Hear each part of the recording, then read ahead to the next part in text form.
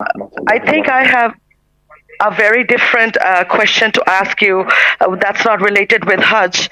Well, we are two Mhm. sisters. I still have my mother living. My father has passed away in COVID in December 2020. However, Inna lillahi wa inna ilaihi my raji'un. parents, they never had a very peaceful relationship, and it kind of impacted us, me and my sister. Mm. Uh, Okay. right now, my question is recently, my mother had been blaming me and my husband. I'm running 37, we have no kids, with, Mm. properties and assets we have that has been left by my dear father. Now, I've been in constant battle mentally, and because, I actually found my father's dead body on the streets.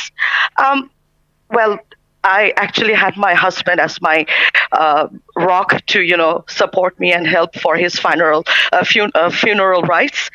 Um, I've been in constant battle and seeking divine counseling from Allah subhanahu wa ta'ala, especially during my Sikara Salah. Now, I started recently, I've been retaliating with my mother. And my question to you uh, is there any fatwa where, that explains how parents should not abuse their children?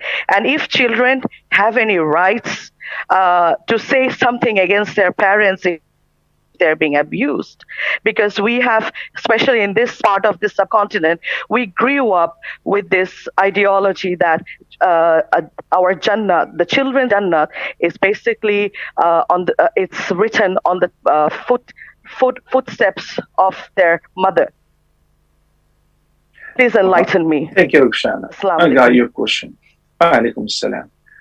First of all, in Islam, there are no rights without duties and obligations, whether between the husband and wife or between the parents and the children.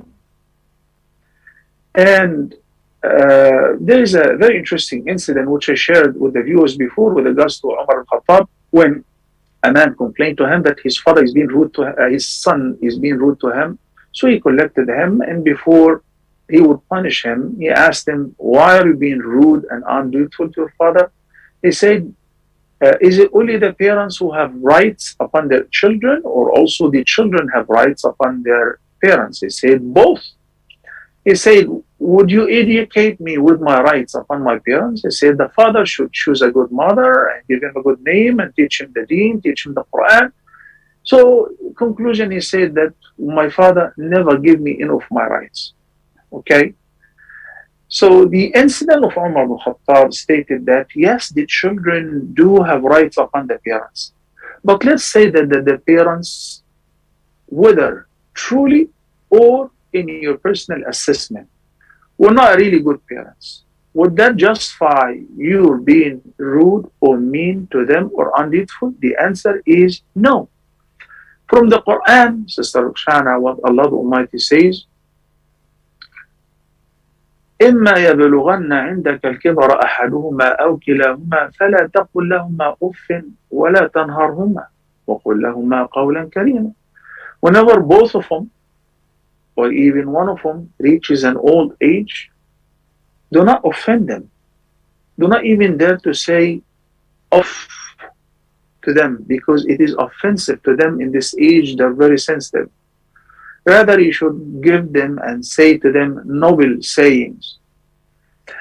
Even if the parents were non Muslims and they were struggling to convert their son or daughter from Islam to disbelief, Allah the Almighty says, وإن جاهداك على أن تشرك بما ليس لك به علم فلا تطعهما وصاحبهما في الدنيا معروفا.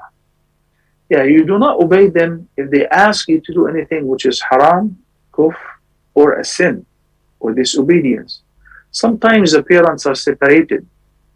So the mother says to the daughter, never, ever talk to your dad. And if you talk to your dad, you're not my daughter. Or the father says to his son or daughter, if you dare to speak to your mother or visit your uncle or wherever, of course, do not listen to them. But they're going to boycott me. And that's why you have to be smart. You don't tell them I'm communicating with my mother. or with the other party whom they ask you not to communicate with, but you still fulfill what Allah has commanded you to do. Can you imagine? Allah says, even if they're kuffar and they struggle with you to make you kafir, huh? And hinder you from the path of Allah, صاحبهما في الدنيا معروفا. Fulfill their needs, obey their commands in lawful means. Because by the end, whether you believe it or not, they are your path to heaven. And Nabi sallallahu alayhi wa sallam says that Jibreel came to him and said, say Ameen, Ameen, Ameen. And then we said, why? He said, say Ameen because he made a dua that may the one who witnesses his parents or one of them reaching an old age and yet doesn't enter Al-Jannah, may he lose, may he be humiliated, may his nose be stuck to dirt. So yes, Allah said that the parents have very high value. He commanded us right after worshiping Allah alone to be obedient to the parents. And Nabi sallallahu alaihi wasallam said, "Al-walidu awsatu abwab al-Jannah." The father is the middle gate to heaven.